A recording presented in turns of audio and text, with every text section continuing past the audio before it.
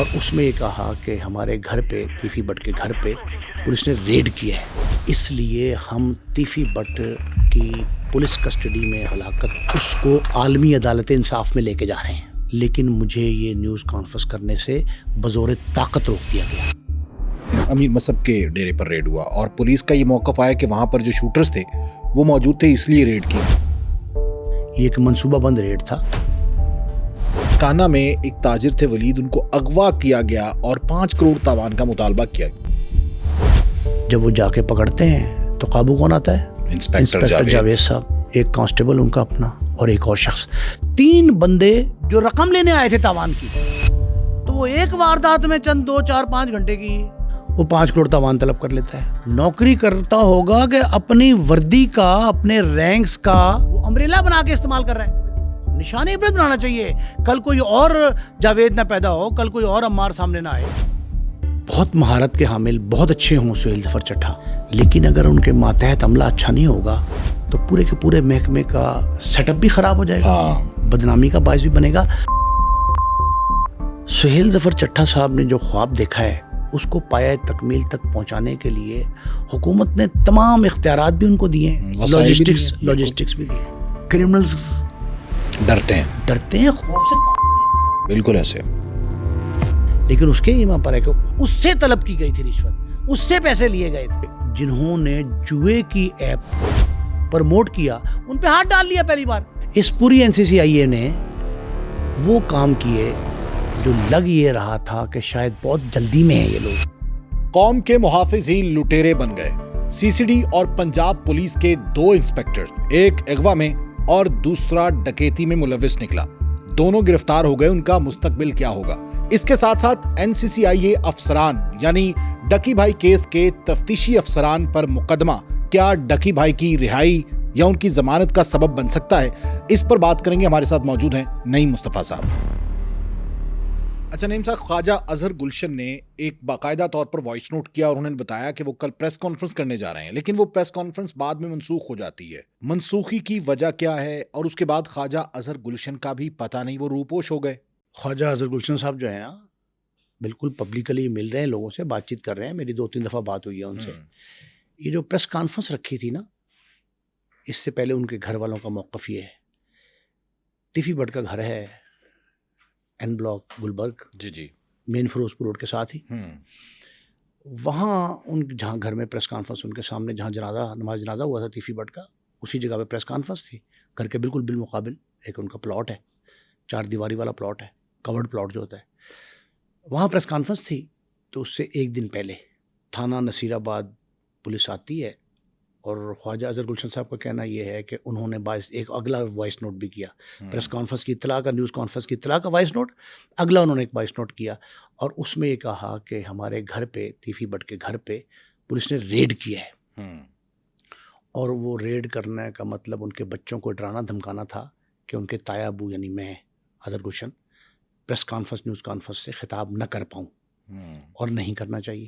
دوسری طرف SHO نصیر آباد، سامنے قریبی تھانہ نصیر آباد ہے، وہاں ان کا موقف یہ آیا کہ جی ہم تو روٹین میں گئے تھے، ہم نے چائے پی، بتا کے گئے، نوک کیا، بیل دی، لوگ آئے، ہم اندر چلے گئے۔ ان کے بیٹے سے ملے، خواجہ طارق گلشن کے بڑے بیٹے خواجہ تعظیم گلشن، ان سے ہماری ملاقات ہوئی اور ہم نے ان سے معاملات پوچھے تو انہوں نے اگنورنس ظاہر کی، لا علمی، بے خبری، کہ ہمیں اس قسم کی کسی پریس کانفرنس کی کوئی اطلاع نہیں ہے۔ جو خواجہ طارق گلشن کے بیٹے ہیں، خواجہ تعظیم گلشن، ہاں جی، ان کا موقف پولیس کے بقول ٹھیک ہے۔ تو خواجہ اظہر گلشن صاحب سے میری گفتگو ہوئی، میں نے کہا جی یہ معاملہ آپ کا ہے؟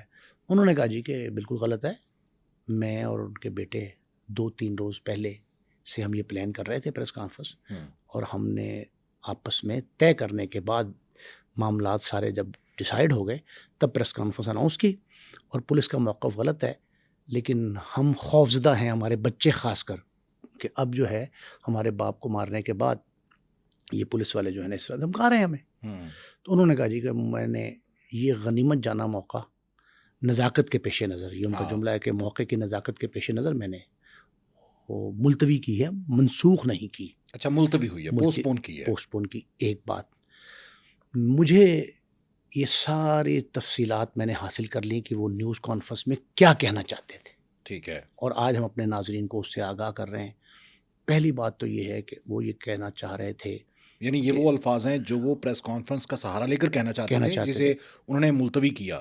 میں آپ کے ذریعے جو ہے یہ ناظرین تک آپ کے پہنچا رہا ہوں. ان کا موقف یہ ہے خواجہ اظہر گلشن کا کہ پاکستان میں چونکہ ہمیں امید نہیں ہے انصاف کی، اس لیے ہم تیفی بٹ کی پولیس کسٹڈی میں ہلاکت، جسے انڈائریکٹ پولیس انکاؤنٹر کہا گیا، ہم اس کو عالمی عدالت انصاف میں لے کے جا رہے ہیں. اچھا، پہلا نقطہ یہ ہے ان کا. پہلا نقطہ یہ ہے کہ international court of justice ICJ، اس میں ہم یہ مقدمہ لے کے جائیں گے. اور اس حوالے سے ہم نے دبئی گورنمنٹ، دبئی پولیس اور انٹرپول ان سے رابطے کیے. یہ دو بھی فریق بنیں گے کیونکہ انہوں نے حوالے کیے نا، ان سے رابطے ہو گئے. اور اس امر کی تصدیق اسلام آباد کے جن ہم نے جرنلسٹ کا تذکرہ کیا تھا، سینئر جرنلسٹ محسن بیگ صاحب، انہوں نے تصدیق بھی کر دی. اور انہوں نے ہی یہ راستہ بنایا ہے انٹرپول سے رابطے کا اور دبئی پولیس سے رابطے کا. اچھا، محسن بیگ صاحب اس میں بھی رول پلے کر رہے ہیں ابھی تک؟ محسن بیگ صاحب نے خود اعلان کیا، پہلے بھی ریڈ نوٹس پہ رول پلے کیا تھا انہوں نے. ریڈ نوٹس انہوں نے ہی واپس کروائے تھے، نئے کا ان کو علم نہیں تھا.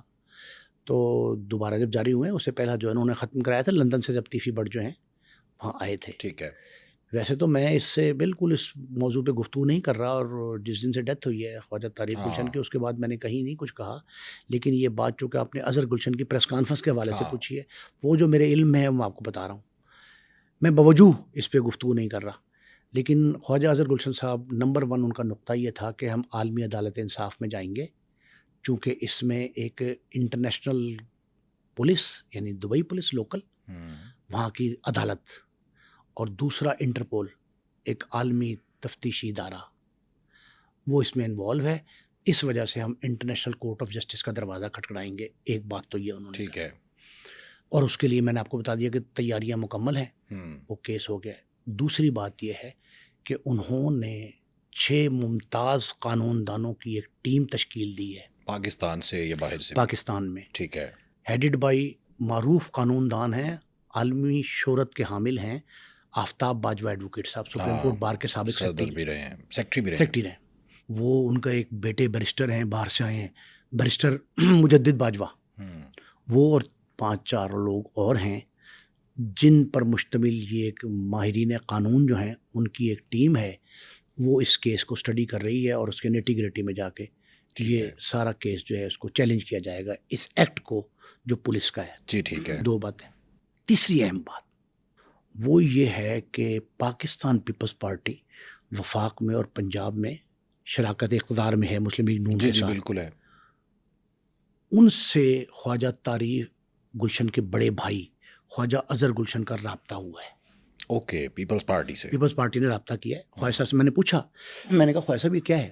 انہوں نے کہا جی اٹ از جسٹ ادروائز. میں نے نہیں رابطہ کیا، انہوں نے مجھ سے رابطہ کیا ہے. اور وہ یہ چاہتے ہیں کہ مجھے اور میرے ساتھیوں کو، تاجر برادری کو، خواجہ طارق گلشن کی فیملی کو، ان کو باقاعدہ پاکستان پیپلز پارٹی میں شمولیت کی دعوت دیں. اوکے ٹھیک ہے. اور اس شمولیت کے لیے پیپلز پارٹی کے 5-6 مرکزی رہنماؤں، قائدین جو ہیں پیپلز پارٹی کے، ان کے ساتھ ان کی گفت و شنید ہوئی ہے. اور وہ گفت و شنید وہ کہتے ہیں کہ انڈر پروسیس ہے، اور اگر ہمارے معاملات طے پا گئے اور ہم نے مناسب سمجھا تو مجھ سمیت، خواجہ صاحب کہہ رہے ہیں اظہر گلشن صاحب، مجھ سمیت سینکڑوں تاجر رہنما مختلف مارکیٹوں کے، پوری پنجاب کی قومی تاجر اتحاد میں جو مارکیٹیں شامل تھیں، اور خواجہ طارق گلشن کی فیملی، یہ ہماری فیملی، جو بھی ان کے جو عزائم ہیں ان کے، وہ کہتے ہیں وہ ساری کی ساری پیپلز پارٹی میں شمولیت کا اعلان کر سکتی ہے. ٹھیک ہے. یہ 3 نقطے تھے اس پریس کانفرنس کے.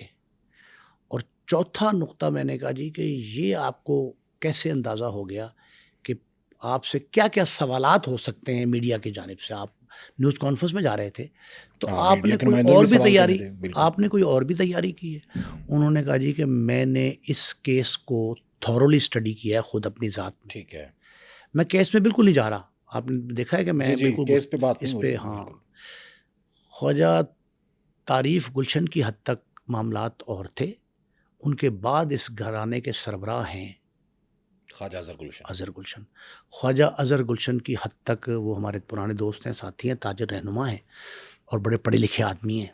جن لوگوں نے ان سے گفتگو کی ہے، ان کی گفتگو سنی ہے، ان کے وائس نوٹ آپ تک آئے ہیں، وہ یہ کہتے ہیں کہ میں نے جو تفصیلات اکٹھی کی تھیں، میں ہر سوال کا جواب دینا چاہتا تھا، لیکن مجھے یہ نیوز کانفرنس کرنے سے بزور طاقت روک دیا گیا. میں نے کہا جی آپ کیا کہنا چاہتے تھے؟ کہتے میں نے پہلے نامزد کیے تھے 2 سیاسی اور 2 سربراہان پولیس. بالکل صحیح ہے. اب میں نے ایک نیا نامزد کرنا تھا آئی جی پنجاب پولیس.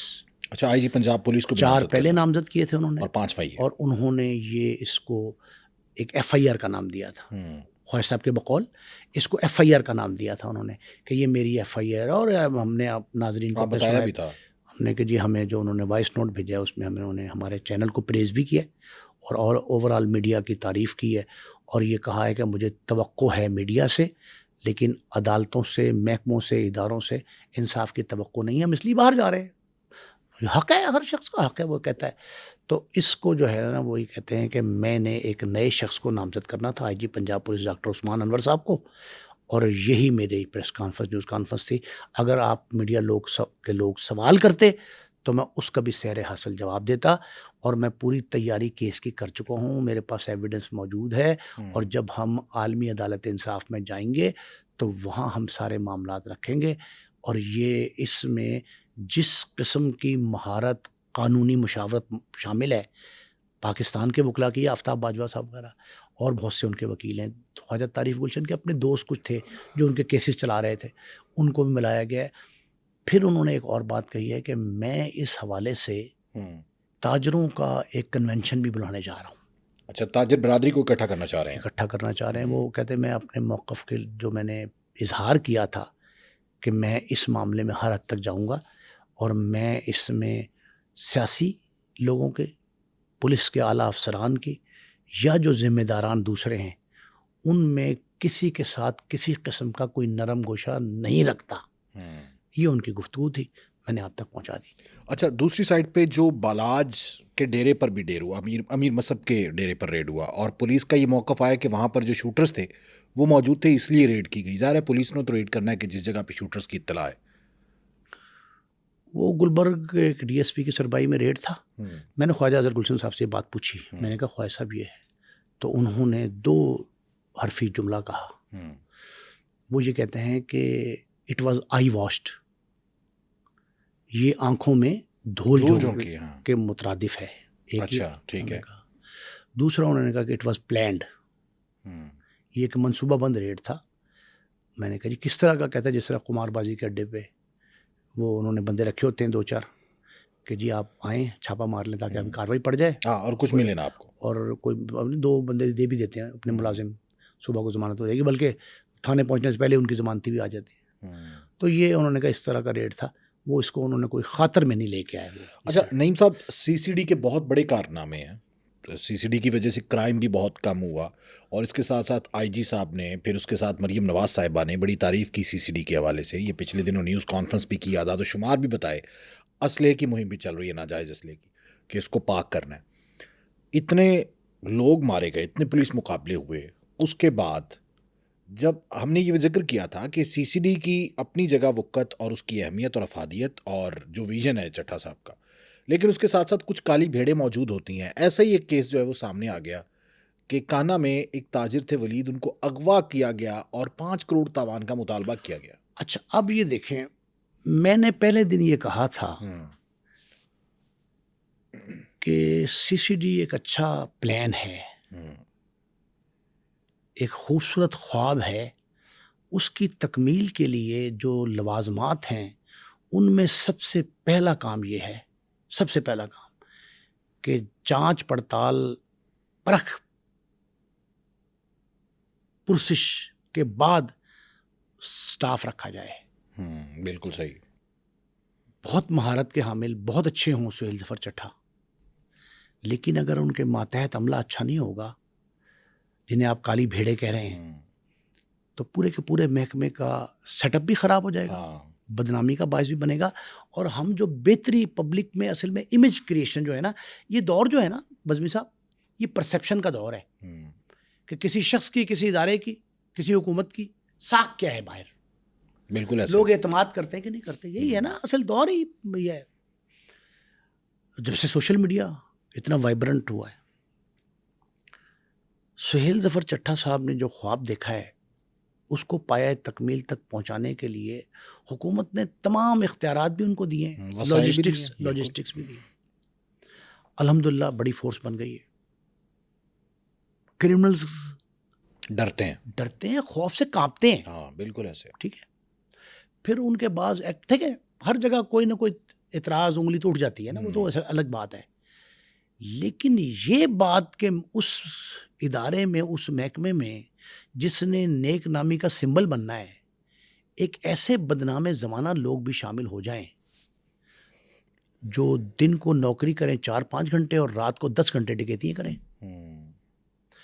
اب جس تاجر کا آپ نے ذکر کیا, یہ ولید نامی ایک تاجر ہے, اس کو اغوا کیا گیا اور اغوا کر کے مختلف ایک نجی سوسائٹی میں پہلے بلایا گیا کہ وہاں آ کے تاوان ادا کریں. رکھا بھی وہاں گیا, پھر اس کو کسی اور جگہ منتقل, پھر اور منتقل, بالآخر 5 کروڑ روپے تاوان طلب کیا گیا. 40 لاکھ پھر 60 لاکھ پہ فائنل بات ہوتی رہی. یہ گلشن راوی میں چوبر جی کے قریب ایک مقام طے ہوتا ہے کہ آپ وہاں آ کے پیسے دیں. یہ ولید کے جو لوگ تھے نا, انہوں نے اپنی, ان کی انفارمیشن ہے کہ اس کام میں انسپیکٹر جاوید CCD میں تعینات, فل انسپیکٹر, ایک کانسٹیبل بھی ساتھ میں, ایک کانسٹیبل ساتھ ملایا اور انہوں نے گروہ تشکیل دیا. یہ اطلاع کر دیتے ہیں ولید کے خاندان والے. کس کو؟ DIG آپریشنز فیصل کامران صاحب جو ہے نا, ان کی میں نیک نامی سے, ان کی پازیٹیو تشہیر سے, ان کا پرسیپشن جو باہر ہے اس سے بڑا خوش ہوں. ہاں بالکل صحیح کہہ رہے ہیں آپ. اب وہ لگتا مجھے یہ ہے, آئی ایم ناٹ شیور, کہ شاید ان کی ٹریننگ پاکستان آرمی کی فوج کی یا کسی اور فوج کے ادارے کی ہے. وہ پرفیکٹلی جو ہے نا تہ تک پہنچتے ہیں. ہاں براٹ اپ بہت اچھا ہے ان کا, براٹ اپ اچھا ہے, پک اپ بہت اچھا ہے, پک پاور. اگر ان کو کوئی شخص کسی کرائم میں ملوث پکڑا جائے, قابو آ جائے, اطلاع مل جائے, تو اس کی جان نہیں چھوڑتے, اور بھلے ہی کتنی سفارشیں آ جائیں. بالکل ایسے سفارشوں پہ تو بلکہ کان نہیں دھرتے. اب بہت اچھا کرتے ہیں. انہوں نے ایک ٹیم تشکیل دی. میاں فہیم امداد SHO ہیں کانا کے, وہ بڑے ینگ بلڈڈ اور وہ اچھی چوائس ہیں. جی کہ مقدمہ کانے تھانے میں درج ہوا, انہوں نے کہا جی کہ یہ جو ہے نا ان کو قابو کریں. جب وہ جا کے پکڑتے ہیں تو قابو کون آتا ہے؟ انسپیکٹر جاوید صاحب, ایک کانسٹیبل ان کا اپنا, اور ایک اور شخص. 3 بندے جو رقم لینے آئے تھے تاوان کی. اب اس کا سارا جو پولیس نے خود ہی انکشاف کیا ہے, پولیس کے بقول سارا اس کا ٹریک ریکارڈ چیک کیا گیا انسپیکٹر جاوید کا. چند گھنٹے ادھر ادھر منہ مارا. یہاں سے تو اس کو شاید لاکھ روپے بھی تنخواہ نہیں ملتی ہوگی, لیس دین لاکھ ہوگی انسپیکٹر کی تنخواہ, 16ویں گریڈ میں ہوگا, اور 15 کے انسپیکٹر بھی بن گئے. اگر 16ویں میں تھا, ابھی 17ویں میں نہیں گیا, تو اس کی تنخواہ لاکھ روپے سمجھ لیں آپ, اور بینیفٹ ڈال کے 1.25 لاکھ بن جائے گی. تو وہ ایک واردات میں چند 2, 4, 5 گھنٹے کی یا 2 دن کی وہ 5 کروڑ تاوان طلب کر لیتا ہے. تو وہ تو اپنی نوکری کو ٹھوکر پہ لکھتا ہوگا. نوکری بلکہ اس لیے کرتا ہوگا کہ وارداتوں میں آسانی ہو. نوکری کرتا ہوگا کہ اپنی وردی کا, اپنے رینکس کا وہ امبریلا بنا کے استعمال کر رہا ہے. اچھا, ویسے سہیل ظفر چٹھا صاحب نے واضح طور پر کہا تھا کہ جو شخص بھی CCD کی بدنامی کا باعث بنے گا اس کے لیے کوئی جگہ نہیں ہوگی. اگر وہ کرمنلز کو اس طرح ٹریٹ کر رہے ہیں تو اپنوں کو بھی ویسے ہی ٹریٹ کریں گے. یہ انہوں نے بڑا کلیئر میسج دیا. میں نے آپ سے پہلے کہا تھا کہ سلیکشن میں احتیاط برتی جائے, ٹریک ریکارڈ چیک کیا جائے, اور فورس میں وہ لوگ لائے جائیں. ویسے تو میں نے یہ کہا تھا کہ گوا نہیں پہ وہاں کے نکالے ہوئے تو ہیں, جن لوگوں کو راندے درگاہ ہیں اس پرانے پولیس والے محکمے میں یا OCU میں یا CIA میں, ان کے خلاف 10 انکوائریاں تھیں, 20 مقدمات تھے, تو ان سے تو پاک رکھا جائے ادھر. دوسرا میں نے کہا تھا کہ اگر یہ جو جس طرح معاملہ NCCI کا ہوا ہے نا, CCD میں خدا, میں نے تو اس وقت یہ کہا تھا کہ اس کی عمر مجھے کم لگ رہی ہے, اس لیے کہ اگر آپ اس طرح کے لوگ, مجھے اندازہ تھا کہ یہ لوگ آ گئے ہیں بہت سارے اس میں در آئے تھے, اب یہ گھس بیٹھ گئے, سمجھ لیں اب یہ گھس بیٹھ گئے تھے. انہوں نے بعض اوقات یہ آپ بھاگ دوڑ کے ذریعے, سفارشوں کے ذریعے, سیاسی دور ہے, شامل ہو جاتے ہیں, پھر اسی فورس میں آپ آ جاتے ہیں. لیکن میں نے کہا تھا کہ یہ تب معاملہ ٹھیک ہوگا جب تطہیر کا عمل بھی ٹھیک ہوگا. میرا سیکنڈ آپشن جو میں نے دیا تھا ان کو کہ آپ تطہیر کا عمل ٹھیک رکھیں, اور وہ الحمدللہ جو ہے وہ بھلے فیصل کامران صاحب نے پکڑا, ہاں فیصل کامران صاحب نے, بڑا بولڈ سٹیپ ہے. اب یہ انسپیکٹر انسپیکٹر جاوید اور کانسٹیبل جو پکڑے گئے اور باقی باقی لوگ جو سے گینگ کے ہیں ان کو بھی شکنجہ کسا جا رہا ہے, ان کو بھی قابو کیا جا رہا ہے. تو اگر وہ قابو آ جاتے ہیں اور واقعتاً ایسا معاملہ ہے جو چل رہا ہے, میرا خیال تو یہی ہے کہ جو اغوا برائے تاوان کا گروہ چلا رہے ہیں باقاعدہ, اس کی تفتیش جو ہے نا, میں اچھا کہتے یہ ہیں کہ CCD کے حوالے کر دیا گیا ہے. میرا خیال یہ ہے کہ اس کی تفتیش بھی یہ ڈسٹرکٹ پولیس کرے. اچھا, میری تجویز یہ ہے کہ فیصل کامران صاحب اپنی نگرانی میں تفتیش کروائیں کہ اس انسپیکٹر جاوید کو یا اس کے ساتھیوں کو اس پہ غالب آنے کا موقع نہ ملے, تفتیش پہ اثر انداز نہ ہو, دباؤ میں نہ آ جائے. ہاں ظاہر ہے پیٹی بھائی ہے, کہیں نہ کہیں کسی نہ کسی کوئی نرم یہ روح رعایت حصہ کے رہ مستحق جائے گا. نہیں ہے. اب اس کی وجہ کیا ہے؟ اب آپ یہ دیکھیں جب تک کمانڈ جو ہے نا وہ سخت نہیں ہوگی, آپ نے اچھا رزلٹ لینا ہے تو آپ اپنے بچوں کو, اولاد کو, بہن بھائیوں کو, عزیز و اقارب کو سونے کا نوالا کھلائیں, لیکن شیر کی آنکھ سے دیکھیں. سختی بھی ہونی چاہیے. تو آپ پر امید ہیں آپ کے چٹھا صاحب اپنے بات کو پورا کریں گے, وعدے پہ پورا چٹھا صاحب اگر پراپرلی خود نگرانی کریں, ان کو بہت رش ہے کام کا, خود نگرانی کریں اور اپنی نگرانی میں اپنی نگاہ کے نیچے باقاعدہ اس کی تفتیش کریں, ٹھیک ہے. وگرنہ یہ دوبارہ ڈسٹرکٹ پولیس کو دیا جائے اور فیصل کامران صاحب جو ہے نا ان کی سربراہی میں ہو. انسپیکٹر لیول کا افسر بڑا ہوتا ہے, اس کو سزا دینے کے لیے بھی آپ کو پتہ ہے کس لیول کا افسر چاہیے. یہ تو ریکمینڈیٹری باڈی بن جائے گی کہ چھوٹا موٹا تفتیشی کرے گا کوئی. تو یہ ریکمینڈیشن کے بجائے ایسا شخص جو کمانڈ میں بھرپور ہو, اس کا دائرہ اختیار اچھا وسیع ہو, اس کے ذریعے تفتیش کرائیں. اب میں آپ کو ایک اور بتا رہا ہوں, ایک انسپیکٹر عمار جو ہے, ہاں یہ شاہدرے میں ڈکیتی کرتا ہوا پکڑا گیا, اور مزے کی بات یہ کہ ایک ہی شخص سے 17 لاکھ روپے کی ڈکیتی کی, اور ہر سال اکتوبر میں کرتا تھا, اور ٹوٹل اب تک وہ 34 لاکھ روپے کی ڈکیتی مان چکا ہے کہ میں نے کی ہے. اب یہ اقرار جرم جو ہے نا یہ آ رہا ہے سینہ بسینہ سوشل میڈیا پہ, اسی طرح انسپیکٹر جاوید کے حوالے سے سوشل میڈیا پہ. ان کو پیوریفائڈ انداز میں نا باقاعدہ پبلیکیشن ڈپارٹمنٹ ہے, لاہور پولیس کا الگ ہے, CCP آفس کا الگ ہے, DIG آفس کا الگ ہے, SP آفس کا الگ ہے, ترجمان ہے, اور IG لیول پہ ڈائریکٹر پبلک DPR ہے مبشر حسین جو ہے. اور لاہور میں CCP اور لاہور کے ساتھ جو ہیں آپ وہ دیکھیں, فرحان شیخ, ہم پبلک ریلیشننگ کے بابا آدم تھے ہمارے دور میں, وابڈا میں, وابڈا ہوتا تھا, یہ ڈسٹریبیوشن کمپنی لیسکو فیسکو نہیں تھا. یہ جو مراتب علی شیخ, ان کے فرزند ارجمند ہیں شیخ فرحان. اب شیخ فرحان یہاں بیٹھے, ان کی طرف سے DD جو ہیں, ڈائریکٹر جو ہیں مبشر حسین کی طرف سے یہ باقاعدہ ریلیز آنی چاہیے, اور ان کے انکشافات پر مبنی آفیشلی. دیکھیں یہ جو اس طرح کے معاملات ہوتے ہیں ان میں پبلک پہ اعتماد بحال کرنے کا وقت ہوتا ہے. آپ اگر خود اون کریں محکمہ, اور ان کے محکمے کی ترجمان کی طرف سے اس ڈیٹیل کے انکشافات جو ہیں اس کی ڈیٹیلز منظر عام پہ آئیں, تو عوام میں پبلک کا امیج بہتر ہوگا کہ یہ اپنے اداروں میں, اپنے محکمے میں تطہیر کا عمل کرتے ہیں. کہیں نہ کہیں تو کوئی ایسی مانیٹرنگ ہونی چاہیے نا. اور اگر وہ ہو رہی ہے, CCD کے یہ انسپیکٹر پکڑے گئے, ایک سب انسپیکٹر تھانہ شاہدرہ کا پکڑا گیا, اس سے پہلے 3-4 کانسٹیبل پکڑے گئے ہیں, وہ بھی اسی رواں 2-3 ماہ میں. تو میرا خیال ہے کہ ان ساروں کے کو اسپیشل ایک ونگ ہونا چاہیے جو پولیس والوں سے تفتیش کرے, جو یہ قابو اس طرح کے معاملات میں آئیں.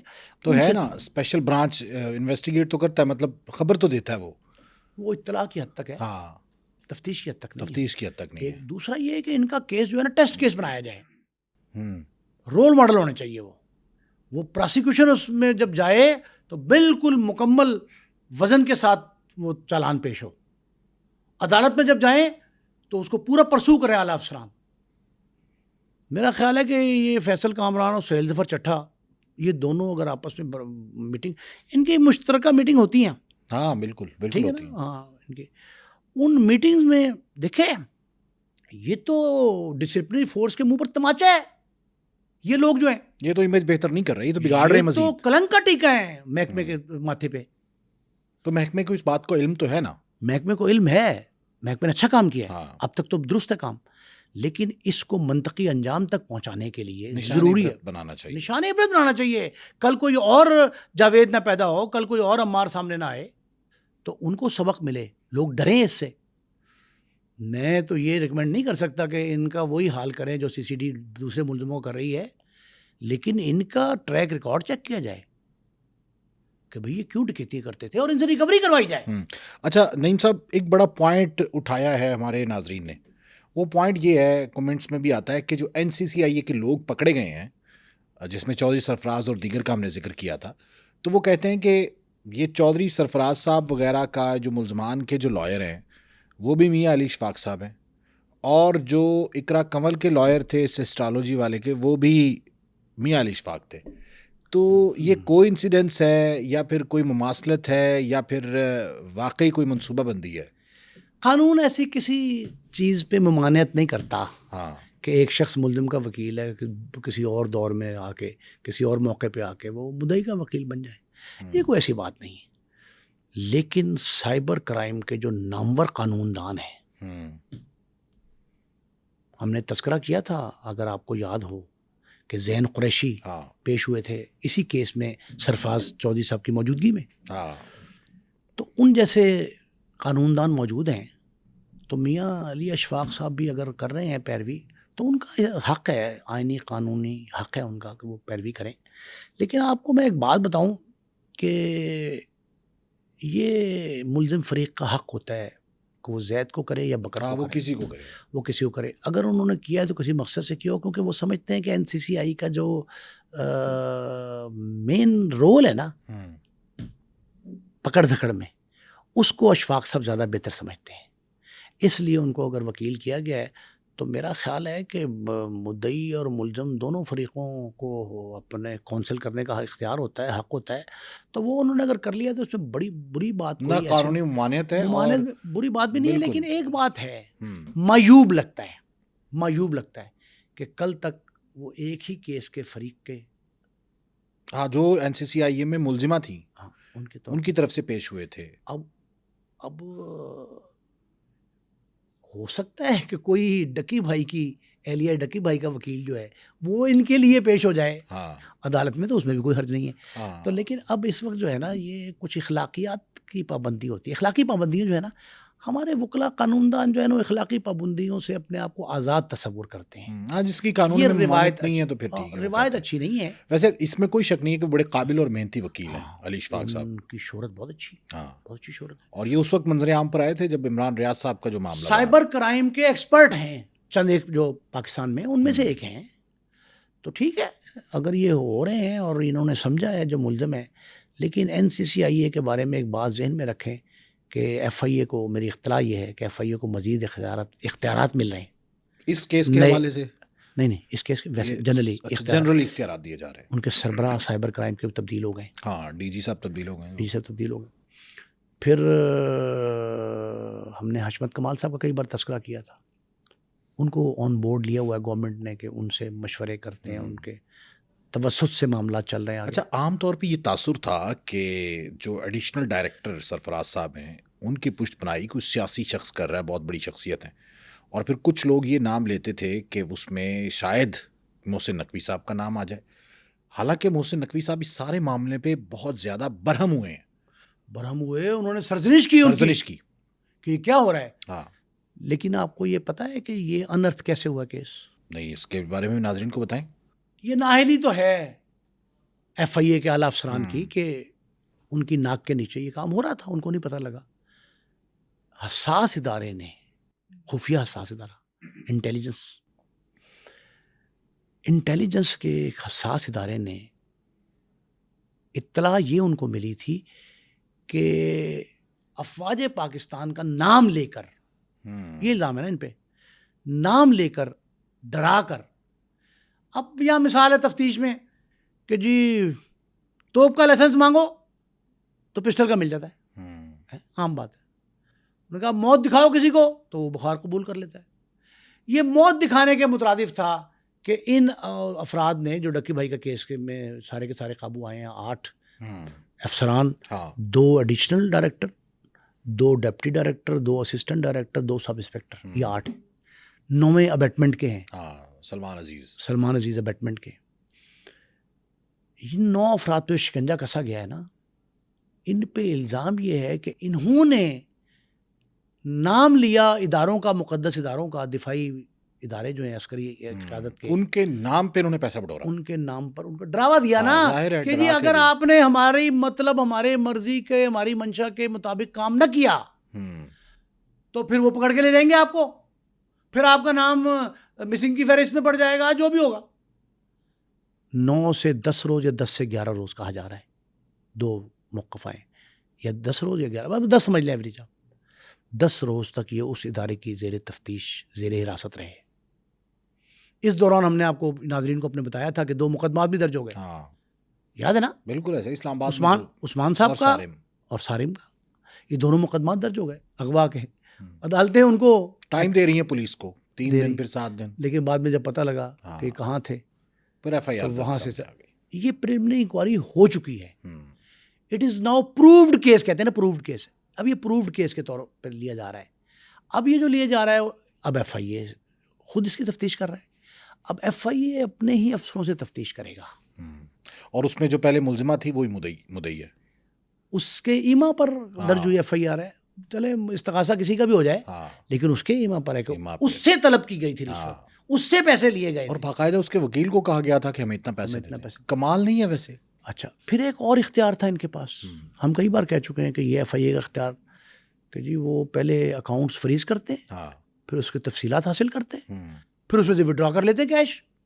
میں نے کئی لوگ F I A cyber crime میں ذلیل ہوتے دیکھے ہیں کہ جو بیچارے اگر کوئی ٹرانزیکشن کر دیتے ہیں تو اس کے بعد ان کی بیسیوں پیشی مہینوں رل جاتے ہیں. وہ پہلے فائنینشیل ٹرانزیکشن جو ہے نا، ہر ٹرانزیکشن جو اوورسیز ہوتی تھی، سمندر پار سے آتی تھی، دوسرے ملک سے آتی تھی، اس میں وہ تھرو نیشنل بینک آتی تھی. ٹھیک ہے. اب وہ تھرو اسٹیٹ بینک آتی ہے. Now it is totally changed. National bank کا میڈیشن ختم ہو گیا. اب یہ براہ راست اسٹیٹ بینک آف پاکستان، یہ ریاست پاکستان کا آئینی ادارہ ہے. وہ اسٹیٹ بینک کا گورنر آئینی پوسٹ ہے. اب یہ اس کے تھرو آتا ہے اور یہ پرپز بتانا پڑتا ہے.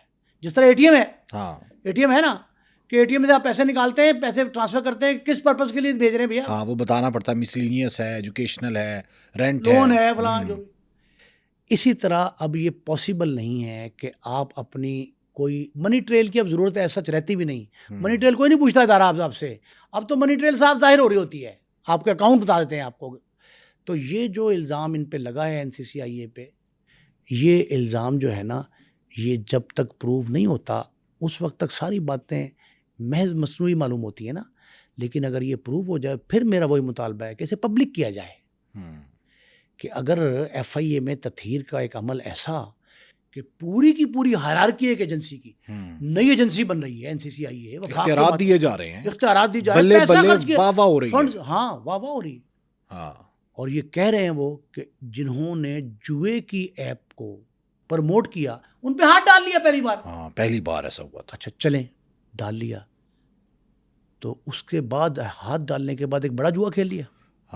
اچھا، اس بارے میں نا ایک سابق پریزیڈنٹ ہے بار کے، انہوں نے مجھے وائس نوٹ کیا. وہ کہتے ہیں کہ چودھری سرفراز صاحب جس طریقے سے میڈیا میں نمایاں ہو رہے تھے اور جس طریقے سے وہ انٹرویوز دے رہے تھے اور جتنے کانفیڈنس اور اعتماد کے ساتھ وہ بات کر رہے تھے نا، ایسا لگتا ہے کہ آنے والے وقت میں ان سے کوئی بلنڈر ہوگا. مجھے سمجھ نہیں آئی بات. میں نے ایک جملہ کہا تھا پچھلے پروگرام میں، ہمارے ناظرین کو یاد ہوگا، کہ جو لمبی دوڑ ہوتی ہے نا، اس میں پہلے آہستہ چلا جاتا ہے، آخری راؤنڈ میں تاکہ آپ تھک نہ جائیں، آخری راؤنڈ میں آپ تھوڑا تیز ہوتے ہیں. انہوں نے پہلا راؤنڈ ہی جو ہے نا تیز کھیلا اور تھک گئے، پہلے ہی سٹیپ میں آخری سٹیپ پہ قدم رکھ دیا، یا رکھنے کی کوشش کی. اس پوری این سی سی آئی اے نے وہ کام کیے جو لگ یہ رہا تھا کہ شاید بہت جلدی میں ہیں یہ لوگ، دے آر ان ویری ہری. کیوں تھے یہ سمجھ نہیں آ رہی تھی. میرا خیال ہے یہ ہی بات ہری کی جو تھی نا، یہ ان کو پھنسا لے گئی. غالب کہتے ہیں پنہا تھا دام سخت قریب آشیان کے، پنہا تھا دام سخت قریب آشیان کے، اڑنے نہ پائے تھے کہ گرفتار ہم ہوئے. ابھی تو ان کی پرواز اڑان شروع ہوئی تھی، بالکل ایسے ہاتھ پڑ گیا ان کو. اب انہیں اپنے آپ کو بے گناہ ثابت کرنا ہے، اور اگر یہ ثابت نہ کر پائے، دیکھیں یہ محض اس کو ایف آئی اے نہیں دیکھ رہی، ایف آئی اے کے اعلیٰ افسر نہیں دیکھ رہے، وزارت داخلہ نہیں دیکھ رہی، اس کو وہ ادارے بھی دیکھ رہے ہیں جنہوں نے انرتھ کیا اس کیس کو. بالکل تو صحیح. میں نہیں سمجھتا کہ اٹ از ایز ایزی، اتنا آسان نہیں ہے کہ اس سے مفر حاصل کر لیا جائے، فرار حاصل کر لیں اور یہ کیس منطقی انجام کو نہ پہنچے. میں اس کا مستقبل بڑا بھیانک دیکھ رہا ہوں. ڈکی کا کیا ہوگا؟ لوگ بار بار پوچھتے ہیں کہ ڈکی بھائی کو اس کا ڈکی کا کوئی کیس فائدہ ہوگا؟ ایسے نہیں، اس سے کوئی تعلق نہیں ہے اس میں. مطلب چودھری سرفراز صاحب یا ان کی ٹیم نہیں بھی ہے تو این سی سی آئی اے تو موجود ہے، وہ اس کیس کو اسی طرح سے پلیٹ کرے گی، اسی طرح سے لے کے چلے گی. ایک میں آپ کو بات بتاؤں، پرانے دور میں نا کسی پولیس والے نے کسی ملزم کو پکڑا ہے اور اس سے 3rd ڈگری میتھڈ کے ذریعے کچھ قبلوا لیا ہے، اقرار جرم کروا لیا، ریکوری کر لی ہے، تو اس کے گھر والے ایک ہوشیاری چلاکی کرتے تھے کہ عدالت میں چیلنج کر دیتے تھے، just to put the police on defensive and, کہ دفاعی پوزیشن پہ لے آئے اس کو. اور پھر وہ تفتیشی تھا اور اس کے افسر بھی کہتے ہیں بھائی خدا کا واسطہ ریٹ واپس لے لے، پٹیشن واپس لے لے، اور ہم تیری جان چھوڑ رہے ہیں، بندہ کی ضمانت پہ رہا کروا دیتے ہیں، ریکوری تو ہو چکی. تو یہ بھی خیال کیا جا رہا تھا کہ ڈکی جو ہیں انہوں نے اگر بڑے تعلقات استعمال کیے ہیں، ان کے ساتھیوں نے، ان کے وکلاء نے، ان کی اہلیہ نے، جو بھی تھے جو ان کو پیروی کر رہے تھے، انہوں نے لمبے ہاتھ استعمال کر کے اور ان پہ شکنجہ کسوا دیا. میرا نہیں خیال کہ ایسا ہے، کیونکہ نظر اور نہیں سمجھا یہ جا رہا تھا، یہ عام تاثر تھا کہ ڈکی کو اب ریلیف مل جائے گا، کہ ڈکی کے خلاف تفتیش کرنے والے اب خود تفتیش بھگت رہے ہیں، تو اب مل جائے گا ان کو ریلیف. میں نہیں سمجھتا ایسا ہے. ڈکی کے ساتھ قانون، جو بھی قانون کے تحت جو معاملات چل رہے تھے وہ ویسے رہیں گے، اور اس میں سے وکلا کی یہ ذہانت ہے. وکیل کا سب سے پہلا بڑا کام کیا ہوتا ہے کہ وہ دیکھا ہی جاتا ہے، پیمانہ یہی ہے، امتحان اس کا یہ ہوتا ہے کہ اپنے کلائنٹ کو، موکل کو کتنا ریلیف لے کے دیتا ہے. اب یہ امتحان وکلا کا شروع ہو گیا ڈکی بھائی کے، کہ ڈکی بھائی کے وکلا جو ہیں وہ یہ اب ثابت کریں کہ وہ قانون کے مطابق کیسے ریلیف لے کے دیتے ہیں. ریمانڈ کاٹ لیا، جیل کاٹ لی، الزامات بھگت لیے، اکاؤنٹس فریز کروا لیے، ریکوری ہو گئی، کہیں اضافی اخراجات بھی ہوں گے لیکن قانونی ماہرین کے فیسیں ادا کر دی گئیں، اور جو خرچ اخراجات آتے ہیں وہ بھی ادا ہو گئے، کچھ انڈر ٹیبل بھی دے دیے ہوں گے، سارا کچھ ہو گیا ہے. تو اب تو ریلیف ملنا چاہیے. لیکن چونکہ مثال پہلی ہے یہ کیس، اس میں دیکھیں نا 2 لوگوں کو مثال بنا دیا گیا. ایک تو یہ پوری ٹیم جو تفتیش کار تھے کہ اگر انہوں نے بھی کرپشن کی تو ان کو بھی قانون کے کٹہرے میں لایا گیا، اور دوسری سائڈ پہ ڈکی جو ہے وہ اپنی سزا کاٹ رہے ہیں. تو یہ مطلب اب پہلے این سی سی آئی کا فوکس ایک جگہ پہ تھا، اب ایف آئی اے کا فوکس ہو گیا دونوں جگہ پہ، اور پھر دوسرے اداروں کا بھی ان دونوں پہ فوکس ہو گیا. کیونکہ اچھا یہ بتائیں کہ یہ جو امیج کو ٹھیس پہنچی ہے این سی سی آئی اے کے، اس امیج کو ریسٹوریشن کے لیے کتنا ٹائم چاہیے؟ کس طرح سے ریسٹور کیا جا سکتا ہے اسے؟ آپ جب کسی کی نگاہ سے گر جاتے ہیں نا تو جتنی مرضی سیڑھیاں استعمال کرے دوبارہ اس نگاہ کے برابر نہیں کھڑے ہو سکتے. این سی سی آئی اے اس نے، ادارے نے خود حماقت کر کے یہ اڑتا تیر جو ہے نا اس کو جفا ڈال لیا ہے. اب یہ بہت مشکل ہے یہ ساکھ اپنی پرسیپشن بحال کرنا، لیکن وقت کے ساتھ ساتھ، وقت بڑا مرم ہوتا ہے، ساتھ ساتھ ہم لوگ بھول جاتے ہیں اور بھولنے کی عادی ہے ہماری پوری قوم. تو یہ ہو سکتا ہے کہ، لیکن یہ زخم ایسا لگا ہے ان کو جو مندمل نہیں ہونے والا، جلدی نہیں مندمل ہوگا. It will take a time, اور ایک لمبا عرصہ بھی لگ سکتا ہے. لیکن اگر اچھے افسر تعینات کر دیے جائیں ان کے متبادل، ابھی تک متبادل افسر نہیں لگ رہے، نہیں لگ رہے، تو شاید اس انتظار میں ہے کہ شاید یہ رہا ہو کے آئیں گے، باعزت بری ہو جائیں گے، دوبارہ لگ جائیں گے، پتہ نہیں کیا وجہ ہے. لیکن ان کے متبادل وہاں لگائے جائیں، اس کو دوبارہ فارم میں لایا جائے ادارے کو، اور ایجنسی جو ہے وہ جس طرح تفتیش چل رہی تھی اس طرح چلتی رہنی چاہیے. یہ ڈیڈ لاک جو ہے نا یہ ختم کیا جائے، اور ڈیڈ لاک ختم ہوگا تو میرا خیال ہے روٹین میں آ اچھا، جائے. ڈکی بھائی کے جو لائر ہے نا، ان کا بڑا دعویٰ سامنے آیا. وہ کہتے ہیں کہ ابھی ڈکی بھائی عنقریب جو ہے وہ باہر آ جائیں گے. ان کے فینس کو خوشخبری انہوں نے سنائی. اور اس کے ساتھ ساتھ ایک اور انہوں نے شکوہ کیا ایک ٹی وی پروگرام میں. وہ کہتے ہیں کہ ہمارا حق بنتا تھا کہ ہمیں بی کیٹیگری جیل دی جائے، لیکن بی کیٹیگری نہیں دی گئی. کیا واقعی یہ انہوں نے celebrity ہیں تو یہ اصل میں وکیل نے ثابت کرنا ہوتا ہے ہاں کہ آپ کا موکل جو زیر حراست ہے کہ وہ بی وہ کیٹیگری کے حقدار قابل ہے یا بی حقدار ہے کیٹیگری کہ کا نہیں. حقدار ہے. تو اس کا مطلب بی کیٹیگری کا ایک کرائٹیرین ہے ہاں جو ضابطۂ فوجداری میں درج ہے. بالکل ایسے.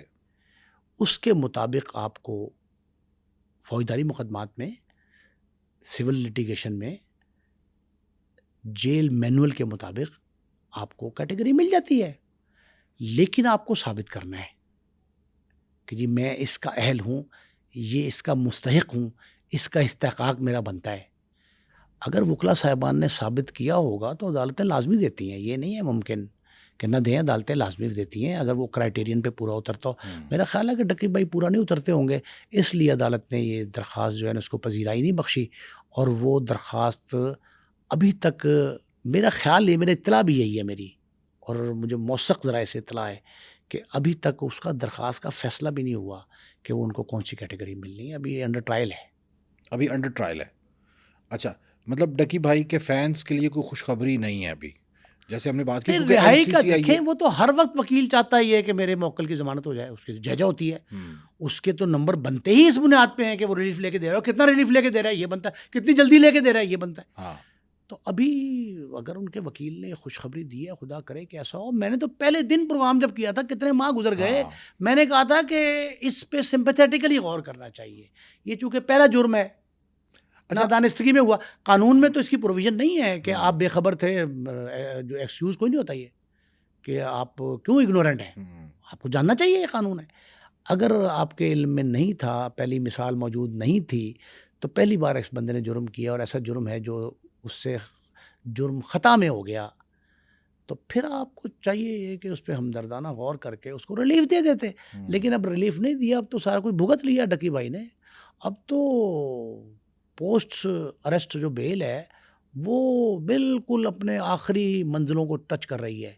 تو اس وقت تو بیل تو ویسے ہی استحقاق ہوتا ہے. کتنے زیادہ انہوں نے جیل کاٹ لی، یہ تو سزا کے برابر اچھا، ہونا. ایک کمنٹ آیا کہ اس میں کہا گیا، سوشل میڈیا پہ کسی صارف نے کہا کہ ڈکی بھائی دیکھیں نا کہ اتنا بڑا سرمایہ پاکستان میں لے کے آ رہا تھا، ڈالرز باہر سے کما کے لا رہا تھا، اور فارن کرنسی کی پاکستان میں ویسی بڑی ویلیو، یہ تو ایک بہت بڑا اثاثہ تھا. اور پھر ایک نے لکھا کہ یہ بہت زیادہ پرسنل اٹیک نہیں ہو گیا کہ اس کا چینل بھی بند کرنا، اس کو اس طرح سے پورٹرے کرنا کہ وہ بہت بڑا جرم کر رہا ہے کہ اس کو چھوڑیں گے نہیں، اور یہ وہ اس قسم کی جو بڑھ کے مارنا. تو وہ کہتے ہیں کہ یہ پرسنل اٹیک تھا، یا FIA کے لوگ جو تفتیشی تھے وہ پرسنل کچھ زیادہ ہو گئے تھے، کیا وجہ ہے؟ دیکھیں، پہلی بات تو یہ ہے کہ اگر جو وہ زر مبادلہ پاکستان لائے وہ قانون کے مطابق درست ہے، جہاں جہاں اس کی اناؤنسمنٹس کرنی تھیں آپ نے وہ کی، آپ نے حکومتی ٹیکسز دیے، آپ نے ہڈن کچھ نہیں رکھا، جو کچھ ہو سکتا ہے میکسیمم، تو پھر تو ان پہ اتنی سختی نہیں ہونی چاہیے تھی. اگر یہ سارا گیمبلنگ ایپس پروموٹ کر کے زر مبادلہ ان کی ذاتی جیب میں، ذاتی کھاتے میں، ذاتی اثاثوں میں گیا، تو پھر وہ کسی ریلیف کے مستحق نہیں. ایک بات. دوسری بات، آپ نے کہا جی کہ ان سے کچھ ذاتی انتقام لیا گیا. میں سمجھتا ہوں کہ یہ الزام تو اس مقدمے کی FIR جو درج ہوئی ہے ان NCCI افسران پہ، اس میں واضح ہے کہ ڈکی بھائی کو ٹائٹ ہی اس لیے کیا جا رہا تھا کہ وہ مرضی کی بات مان لیں ان کی. مطلب ریٹ بڑھا رہے تھے. یہ نیگوسیشن کا لفظ ہے کہ نیگوشیٹ کیا جا رہا تھا. یہی الزام ہے ان کے خلاف. الزام یہ ہے. اب یہ جو دفعات لگی ہیں اس میں 109 ابٹمنٹ بھی ہے، اور وہ جس شخص پہ وہ میں نے آپ کو بتا دیا، اب سلمان عزیز جو ہیں، تو یہ معاملات جو ہیں یہ انتقام کی بات، دیوار سے لگانے کی بات، حد سے زیادہ سختی کرنے کی بات، جو نان کنسرن سوال ہیں وہ بھی، تو وہ تو ہمارے ادارے جتنے بھی ہیں. اب آپ کو میں نے مثال پہلے بھی دی تھی پچھلے پروگرام میں کہ آپ یہ دیکھ لیں، کشتی یونان میں ڈوبی 3-4 بار ڈوبی ہیومن ٹریفکنگ کا. جی. اور جو ٹکٹیں ہیں جاری کرتے تھے ایجنٹ, وہ ٹریفک ایجنٹ, کئی جگہوں سے گرفتار ہو گئے, گرفتار ہوئے, ان کے اثاثے منجمد ہو گئے, ان سے پیسے نکلوا لیے گئے, ان سے کتنے پیسے مانگے گئے, ان سے کہا تمہارے اکاؤنٹ میں اتنے پیسے ہیں تو اتنے % ہمارے ہیں. تو یہ تو خیر چلتا ہی رہتا ہے. تو اب ابھی ہم نے اسی پروگرام میں آج مثال دے دی نا کہ 5 کروڑ تاوان مانگ لیا اس نے تھانے دار نے اغوا کے بعد. تو یہ معاملات جو ہے نا یہ ہماری پریکٹس کا ایک حصہ ہیں, اس لیے ہمیں معیوب نہیں لگتے, اچنبھا نہیں لگتا. تو یہ قانون سے ماورا, قانون سے بالا تر اقدامات ہیں, ان کی بڑی سخت سزا ہے مہذب معاشروں میں. ہم ہی ہیں جو یہ امیون ہو گئے ہیں, چکنا گھڑا ہے, ہم چکنا گھڑا ہیں, ہم پہ جتنا پانی پڑتا ہے وہ نیچے گر جاتا ہے. ابزارب, ہم اس کو ابزارب بھی نہیں کرتے, ہم مانتے ہی نہیں بات کو. تو یہ مثالیں اگر قائم کر دی جائیں NCC کے, جو لوگ اگر قصوروار پائے جائیں ان کو عبرت کا نشان بنائیں. یہ تھانے دار جو پکڑے CCD کے اور شاہدرہ پولیس کے, اگر واقعتاً ان پہ الزام درست ہے تو ان کے ساتھ تو وہ حشر ہونا چاہیے کہ ان کی نسلیں نہ بھول پائیں. بالکل صحیح ہے. بہت بہت شکریہ آپ کا نعیم مصطفیٰ صاحب. ناظرین, آج کا یہ پوڈ کاسٹ آپ کو کیسا لگا؟ کمنٹ سیکشن میں جا کر اپنی رائے کا اظہار ضرور کیجیے گا.